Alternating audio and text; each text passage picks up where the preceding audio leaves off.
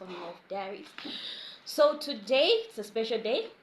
We have a special guest, and so today we're going to be talking about mental health.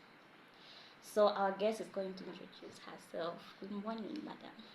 Good morning, thank you. My name is phiri, a mental health advocate and a lawyer by profession, founder of Let's Talk Mental Health Foundation. Okay, thank you so much for that. So the main topic for today is the same Let's Talk Foundation. Let's talk about Let's Talk. Tell us a bit about Let's Talk. Tell the audience about Let's Talk. So, Let's Talk is an organization that deals with mental health. So, our aim is to promote mental health awareness. What do we do when we say promote mental health awareness? This includes us mentoring, encouraging, and counseling people about depression, suicide, anxiety, stress, and life stressors, other life stressors. Okay, so when did you find this Let's Talk Mental Health? It's a foundation, right? Yes, it is. When was it founded? Let's Talk Mental Health Foundation was founded 3 years ago by myself and my co-founder Daniel. And what motivated you to start this foundation? What had motivated us to start this foundation is the fact that we saw the rising societal cases that were going in our nation, and the experience that I and my co-founder had experienced with this mental health illness and everything. So it is that thing and that time that made us so we had our first outreach of 2023 earlier this year at an orphanage, and we are going to be having our last Christmas outreach this year on the 25th of December. I almost said October, sorry, December, 25th of December, and our goal is to promote a good mental health. So what we've decided is to visit an orphanage on Christmas, and we are going to be accepting, and we're still accepting donations from well wishers. Okay, guys, so you heard it from here first that Let's Talk Foundation is hosting an outreach. Have you chosen a place to go to yet? We have an orphanage in mind, but we will disclose very soon. And it's within Kitwe? Yes, it is going to be within Kitwe. Okay, so according to the donations and requirements that are needed, can you tell the audience in case there are people that want to help out? So donations were accepting as school materials such as books, old shoes, new shoes, uniforms. If you're willing to buy one child or two children a uniform, we're accepting those donations. Pencils, books, foodstuffs such as drinks, meal. We're also accepting clothes. We're also accepting sanitary pads because we want to reduce period poverty. Even money. We're accepting gifts in monetary form, just in case you're very far away and can't send your gifts. You can send us to our mobile monies and everything. Okay, I hope everyone heard that. So when you're talking about what you do in this Let's Talk Mental Health Foundation, is it mostly about just mental health, or maybe do you also talk about other life related issues? It's not always about mental health. Sometimes we just talk about different topics. Sometimes we do talk about issues that just have to encourage another person. Specific under mental health, we can talk about academics, but if we look at it into detail, it will still lead us to some mental health issues. So we do talk positive. It's not always that it's negative that we address, but we also do address positive issues. Okay. And what else can you tell us about Let's Talk Mental Health? Are you accepting, like, if there are people that want to join this foundation? Yes, we are accepting new members. We have no limit to our membership. We are accepting new members, whether still secondary, high school, university, whether you're old. Yes, we're accepting new members. We always accept new members. New members are always welcome. And one thing I can say about mental health is mental health. Let's Talk Mental Health Foundation is we're a group of amazing young people that have just chosen to team up and do something positive despite our drawbacks in life. Okay, so are you a group of counselors, or there are different people in there that do different things? We have different people in the organization that do different things. We have counselors, we have doctors, we have nurses, we have different people that are in the organization doing different things. So it's not always that it's only counselors that we have. No, we also encourage young people choosing their career paths. So yes, we have different people doing different things, but counseling is the most important, and we are offering that. Okay, so when we talk about you visiting orphanages and other places, since you said it's twice a year, right? Right. So, are there other things that you get to do apart from just visiting orphanages? Yes, there are other things that we get to do. We get to interact and help youths develop their talents. So we have people that are willing to teach you and help you develop your talent. What talents am I talking about? We have authors in the group, like my co-founder Daniel Banda is a great author. So we have authors in the group. If you feel you have the passion to write, we will direct you to somebody who can guide you. We have guitarists in the building, like myself, Bongi, and the other guys. So if you feel like you are into the music path and you want to pursue a music career or any music path that will just entertain you, maybe just help you get over your mental health, we do offer those. We have people we can direct you to that will help you. So it's not always, and it's not only that we do visit orphanages, we do talks, and we also help you develop your career and talents. Okay. We handle life stressors. What do I mean when I say how to handle life stressors? This is how we maybe relate to others and how we just make life choices.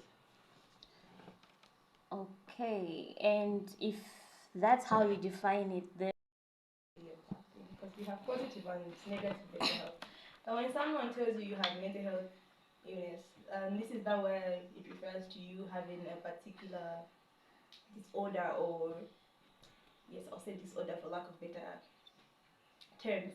So what do I mean? This is when you are depressed. When you're depressed, you're suffering from a mental health illness. When you're stressed, when you have anxiety, those are some examples of mental health uh, illness. okay. So how does one know that they are mentally ill? So when you're mentally ill, there are certain things in your life that changes. For example, I like to read. If I'm mentally ill, sometimes I will withdraw from reading. Why? Because mental health issues or illnesses um, tend to make you think in a negative way, and it will disconnect you from doing things that you love the most. The other way you can know that somebody or myself is mentally ill is insomnia. Not that everyone who has insomnia is um, mentally ill, no, but insomnia is one where one will identify that they're having mental health issues. And I'll talk about critical thinking in a negative way, not in a positive way, since we're talking about mental illness. So, when you are critically thinking in a negative way, it triggers your emotions. It will lead you into a way that you have negative thoughts. So those negative thoughts are what amounts to your mental health illnesses. Um, when you are mentally ill, you have I'm talking about this from the emotional side.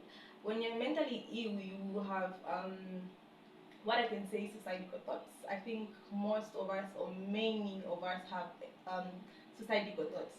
So if you have suicidal thoughts and you're listening to this, please seek attention.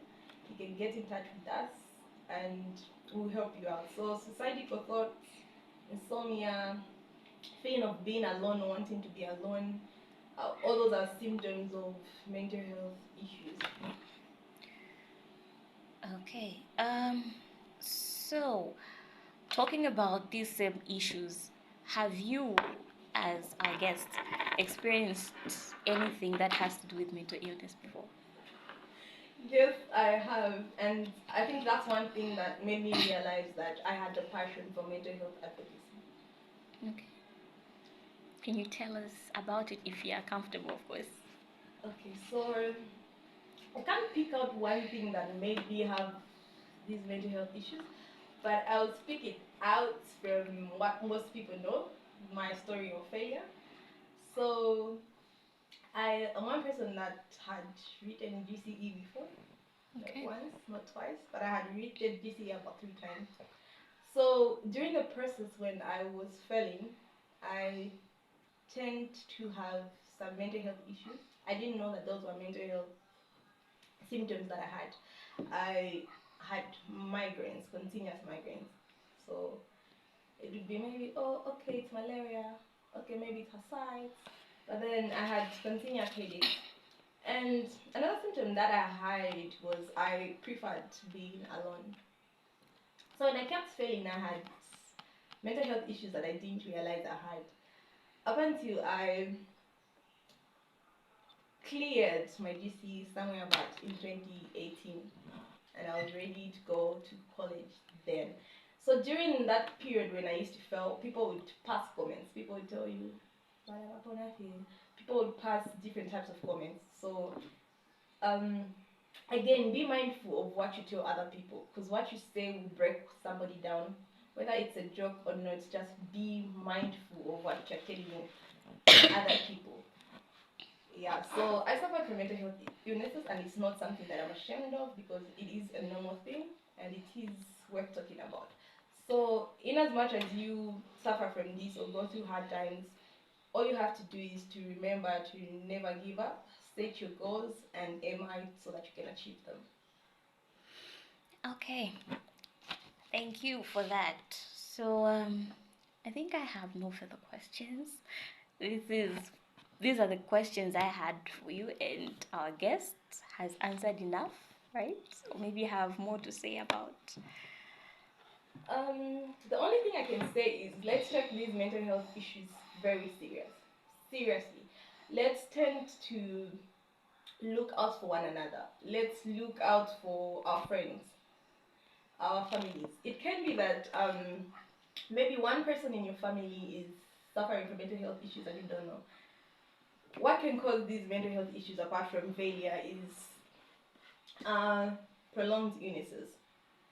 When we talk of prolonged illness, we're talking of suffering from one specific disease for a very long time. Those cause mental health issues. So let's be alert. Let's look out for our loved ones. Let's look out for people in our homes. Even if we don't like them, we are not in good terms, but let's be watchful. And let's look out for people we say are addicts or people we say are failures, or people we see negative things in. Let's look out for them. Let's tend to encourage one another and let's live as social people. Let's normalize interacting more with people. Leave room for people to open up to you. And when someone shares something to you, let's not make it the BBC of the day. Let's learn to be secretive and confidential. And let's learn to pray about the difficult times we're walking through. Okay, you're talking about that. I just have one final question, if that's okay. Well, if you want to ask questions, it's okay with me. There is that thing whereby a person is going through something and they don't want to open up, but then they're having suicidal thoughts. Then they go and let's say they go on social media like Facebook and post something like, "I'm going to kill myself on this day." Is that normal? It is normal that people tend to express how they feel on social media, but the thing is, Others are looking for attention, and others are just genuinely saying how they feel. Some people don't want to talk about it, but they want to post about it. But the question is posting about it on social media the right thing? My answer will be yes and no, but I weigh more on the no. Why am I saying no? Posting on social media is not a good idea.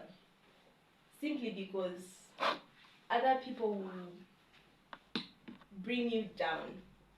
These days around social media, many people focus on negativity more than they do about positivity. So you might post something about I want to commit suicide, and you find people laughing.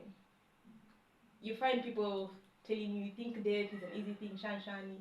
You find people even insult you because they're talking about how you want to do it, and they'll make you feel like you're not respecting the dead, like you're not respecting, you don't respect those who want to die. Maybe they just want to die, and all. But let's just look out for mental health pages, mental health activists, counselors, and open up to them, unlike bringing certain issues on social media.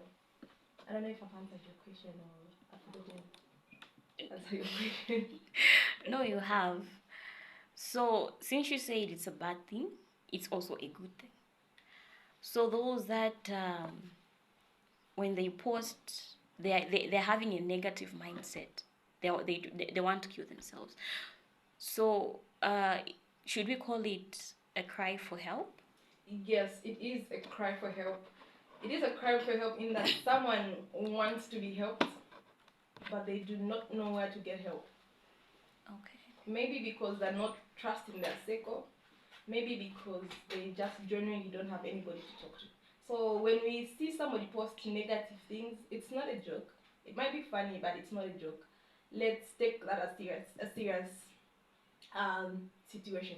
I'll give an example of how I met one person on Facebook, a friend. We talk now. I hope he's listening. We talk now. So he had posted about committing suicide, and I wasn't tagged in that post. I just came across it. So I inboxed him and said hi. He didn't reply.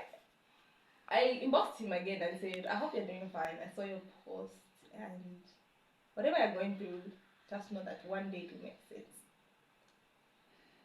He then replied to me and he said, thank you, I'm going through a lot. I don't know how I can deal with it. And I told him, give me a WhatsApp number. From there, that's how we moved from chatting on Facebook to WhatsApp. And trust me, he was going through a lot. He had serious suicidal thoughts and he had attempted suicide a couple of times. But I mean, when it's not your time, it's not your time. So he survived the attempts that he had made.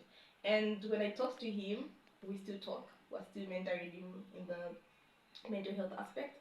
When I talked to him, he brought out issues that he was going through. And one thing I realized was, and one thing he justified was, he was more comfortable talking about it with a stranger than people that he had known.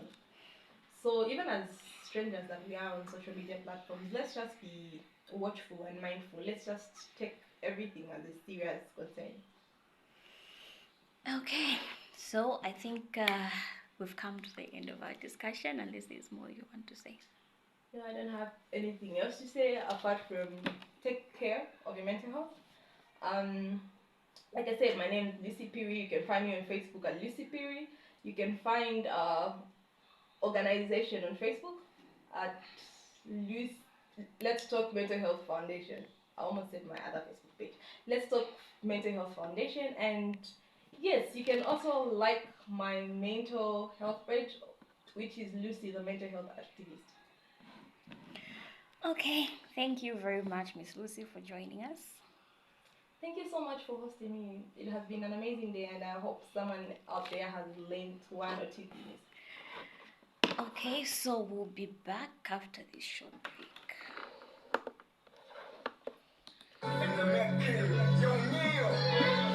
And next, Ulaya start. And just to tell you guys, I'm also an advocate.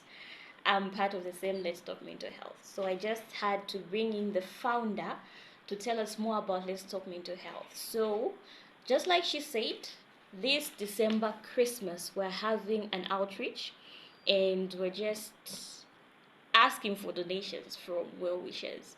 Like she said, we need sanitary pads, we need books, materialistic things, clothes, even money from those that are very far. So um, the number you can reach us on is 0966 15 5905.